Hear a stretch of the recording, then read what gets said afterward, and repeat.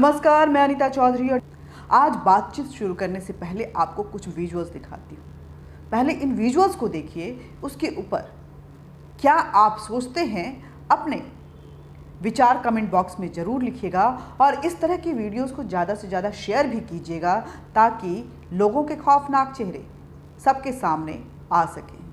Like कीजिएगा और हमारे चैनल न्यूज़ अड्डा इंडिया को सब्सक्राइब भी कीजिएगा। लेकिन विजुअल देखिए। आजा आजा नेड़े आजा सिट्टा नहीं सिट्टा ओ सिट्टा नहीं सिट्टा आजा आजा नेड़े आजा सिट्टा नहीं सिट्टा ओ सिट्टा नहीं सिट्टा आजा आजा नेड़े आजा सिट्टा नहीं सिट्टा ओ सिट्टा नहीं सिट्टा आजा आजा नेड़े आजा सिट्टा नहीं सिट्टा ओ सिट्टा नहीं सिट्टा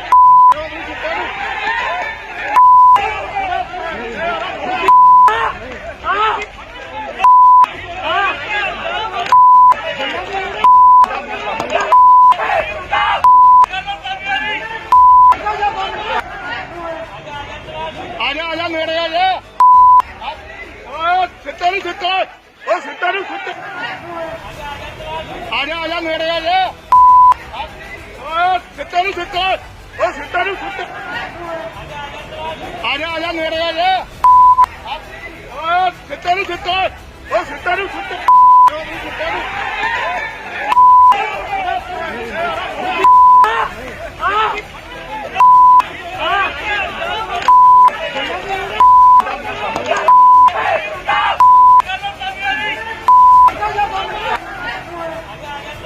आजा आजा नेड़े आजा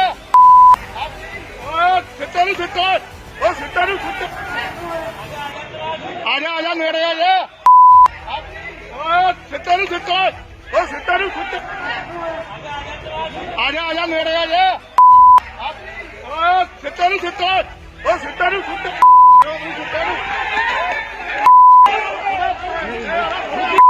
आजा आजा नेड़े आजा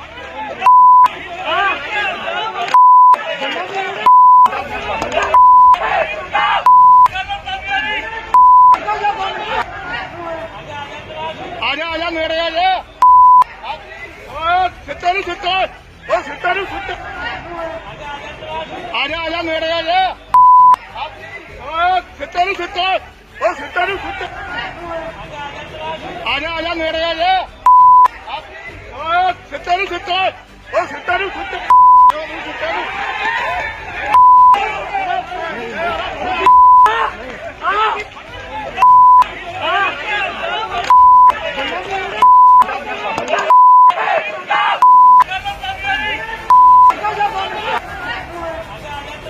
आजा आजा नेड़े आजा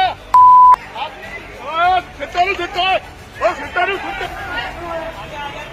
आजा आजा नेड़े आजा सिट्टा नहीं सिट्टा ओ सिट्टा नहीं सिट्टा आजा आजा नेड़े आजा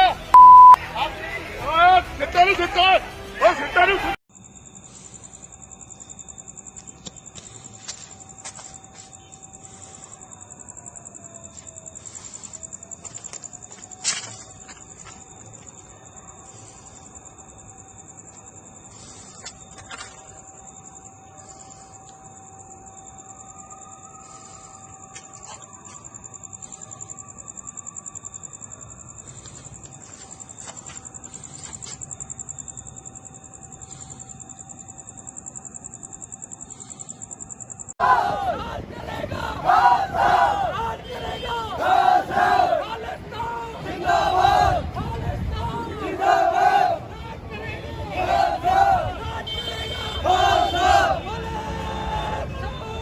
पंजाब में आजकल इस तरह से जो नारे हैं वो बेहद आम हो गए हैं। इस तरह के दृश्य बेहद आम हो गए हैं।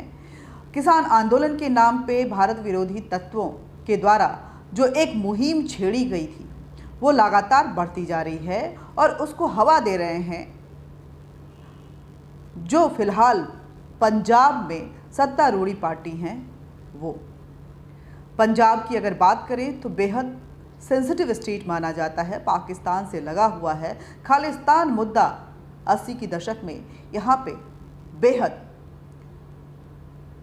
खौफनाक दृश्य ले चुका था, जिसको लेकर के अलग कानून बनाए गए थे टाडा, और उस टाडा के अंदर ही देवेंद्र पाल सिंह भुल्लड़ को गिरफ्तार किया गया था। पंजाब, जो कि अब बेहद एक सेंसिटिव, एक संवेदनशील दौर से गुजर रहा है, ऐसा कह सकते हैं, जिस मुद्दे को भारत सरकार ने बड़ी मुश्किल से काबू में पाया था, एक ऐसी पार्टी आई इस देश में जो सत्ता की लालच में उस मरे हुए मुद्दे को, उस फेंक दिए गए मुद्दे को, उस फेंक दिए गए खतरनाक आतंकी गतिविधियों को फिर से जगा गई। सत्ता चाहिए थी सिर्फ इसलिए। ये पार्टी, जिसे हम आम आदमी पार्टी कहते हैं, वो सत्ता की लालच में इस तरह से भारत विरोधी तत्वों के हाथों में बिक चुकी है कि उसे ये भी एहसास नहीं है कि पंजाब में अगर खालिस्तान जिंदाबाद के नारे लगते हैं तो उसका असर क्या होगा। वही पंजाब जो पाकिस्तान बॉर्डर से लगता है। यूँ कह सकते हैं कि ये पार्टी सत्ता के लिए अपने आप को भारत विरोधी तत्वों के हाथों बेच चुकी है। ये लालची पार्टी अपने सत्ता के लिए भारत का हित नहीं सोचती है, या ये भी कह सकते हैं कि ये पार्टी और ये व्यक्ति जो उसका मुखिया है, जिसका नाम अरविंद केजरीवाल है, वो भारत विरोधी तत्वों द्वारा प्लांटेड एक मोहरा है, और जो उसको आदेश मिलता है उसके हिसाब से वो कठपुतली की तरह नाचता है। क्या है ये, शायद जब दिन आगे बढ़ेंगे, जब पाप का घड़ा भर जाएगा तो सारी चीज़ें खुलकर सामने भी आ जाएंगी। लेकिन इस तरह के विजुअल्स जो हैं पंजाब में बेहद आम हो गए हैं। पंजाब, हमारा पंजाब, जहाँ की पंजाबियत प्यार का रस घोलती है, वहाँ पे एक बार फिर नफ़रत के बीज बोने की कोशिशें की जा रही हैं। और ऐसा नहीं है कि ये आज की बात है और किसान मुद्दे को लेकर ही, किसान आंदोलन को लेकर ही यहाँ पे उसके बाद से ये गतिविधियाँ शुरू हुई हैं। इससे पहले भी जब आम आदमी पार्टी पंजाब में इलेक्शन लड़ी थी तो वो किसान के मुद्दों पे को लेकर के नहीं आई थी, बल्कि खालिस्तान मुद्दों को उठाते हुए पंजाब में अपने पांव जमाने की कोशिश की गई थी। और इस बार पूरी तरह से उसी खालिस्तान मुद्दे का नतीजा आप देख रहे हैं। चलिए आपको 2014 में लिए चलते हैं। 2014 में अरविंद केजरीवाल, जो कि उस वक्त दिल्ली के मुख्यमंत्री थे, उनके ऑफिस से एक पत्र निकलता है। पत्र निकलता है किसके नाम, ये पढ़कर मैं आपको सुनाती हूँ। ये पत्र निकलता है इकबाल सिंह के नाम। इकबाल सिंह के भी पूरे डिटेल में आपको दूंगी। इकबाल सिंह को लिखते हैं सीएम ऑफिस जो है दिल्ली के, उनके ऑफिस से निकलता है। ये लेटर हम आपको दिखाएंगे। Dear Iqbal Singh ji, I have learn from various sources that you are sitting on the infinite अनशन demanding justice for Sikhs on various issues. Our government is sympathetic to the issue and would take all the necessary steps to ensure full justice. However, the issues involved are very complex and require consultation at various stages. We will try to find solution soonest. Dear Delhi government has already recommended to the President the release of Professor Bullar and would also be working on other issues including formation of SIT etc. in a sympathetic and time-bounded manner. Yours sincerely, Arvind Kejriwal, Chief Minister, Delhi. To subject to Iqbal Singh.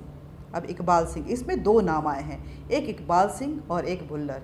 Bhullar मतलब देवेंद्र पाल सिंह भुल्लर, वही भुल्लर जिसको कि फांसी की सज़ा दी गई थी, जो कि बेहद ही खतरनाक एक आतंकवादी था खालिस्तान लिबरेशन फ्रंट का, और जिसके सर पे ना जाने कितने लोगों की मौत के आरोप भी नहीं बल्कि वो कन्विक्टेड भी हुआ।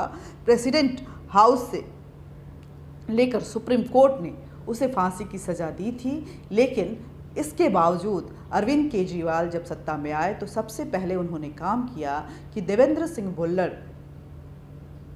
के फांसी को किस तरह से रुकवाया जाए इस पर और उसको रिलीज़ किया जाए, इसको लेकर के प्रेसिडेंट को लेटर लिखा। भुल्लड़ वो है जिसने 1993 में कार में बॉम्ब ब्लास्ट किया था जिसमें 6 लोग मारे गए थे और तकरीबन 31 लोग घायल हुए थे। उसके बाद कांग्रेस ऑफिस में इसने RDX प्लांट करते हुए बॉम्ब ब्लास्ट किया था जिसमें 9 लोग मारे गए थे और ना जाने कितने लोग घायल हो गए थे। घायलों में से एक उस वक्त के कांग्रेस यूथ प्रेसिडेंट मनजिंदर सिंह बिट्टा भी थे। भुल्लड़ को गिरफ्तार किया गया, टाडा के तहत उसे बंद किया गया, हर फ्रंट पे उसे फांसी दी गई, लेकिन उस वक्त से ही मैनेज किया जा रहा था और लेटर सिर्फ प्रेसिडेंट को नहीं लिखा गया था। सुप्रीम कोर्ट उसके बाद इस प्लांटेशन में कहीं ना कहीं दिख रही थी। मनजिंदर सिंह बिट्टा के आरोपी कन्विक्टेड जो कि हो चुके थे, प्रोफेसर था ये, लेकिन प्रोफेसर की आड़ में ये पंजाब में आतंकी गतिविधियां चला रहा था देवेंद्र सिंह भुल्लड़। उसको सुप्रीम कोर्ट ने उसके फांसी की सज़ा को उम्र कैद में तब्दील किया था। मुझे याद है मैं उस वक्त सुप्रीम कोर्ट में ही थी जब ये मामला सामने आया था और ये पहला मौका था जब प्रेसिडेंट हाउस से किसी को फांसी की आदेश पारित किए गए थे, लेकिन सुप्रीम कोर्ट ने ह्यूमैनिटी के आधार पे, मानवीय अधिकारों के आधार पे देवेंद्र सिंह भुल्लड़ को की फांसी की सज़ा को उम्र कैद में तब्दील किया था और ये पहला केस था जिसमें इस तरह के फैसले आए थे।